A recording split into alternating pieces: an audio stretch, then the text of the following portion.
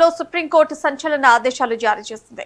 నిందితుడు సిద్ధార్థ్ రెడ్డి దాఖలు చేసిన పిటిషన్ను కొట్టేస్తూ వెంటనే లొంగిపోవాలని తీర్పును వెలువరించింది. అందుకు 4 వారాల పాటు సమయం ఇచ్చింది. అదేవిధంగా ఈ కేసులో గతంలో తెలంగాణ హైకోర్టు వేసిన శిక్షను సైతం సుప్రీం ధర్మాసనం సమర్థించింది. అయితే 2002 ఫిబ్రవరి 23న ప్రత్యూష తన స్నేహితుడు సిద్ధార్థ్ రెడ్డితో కలిసి ఆత్మహత్యా యత్నం చేసినట్లు వార్తలు వచ్చాయి. ఇద్దరు కూల్ డ్రింక్ లో పురుగుల మందు కలుపుకొని తాగినట్లు ప్రాథమిక దర్యాప్తులో తేలింది.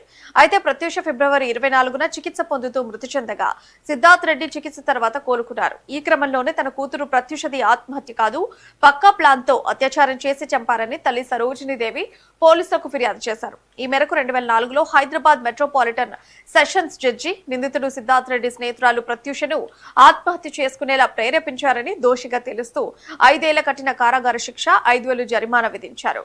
దీంతో సెషన్స్ కోర్టు తీర్పును సవాల్ చేస్తూ 2011లో సిద్ధార్థ్ రెడ్డి హైకోర్టుకు వెళ్లారు. హైకోర్టు శిక్షా కాలాన్ని 2 ఏళ్లకు తగ్గిస్తూ జరిమానాను 50,000కు పెంచుతూ తీర్పునిచ్చింది.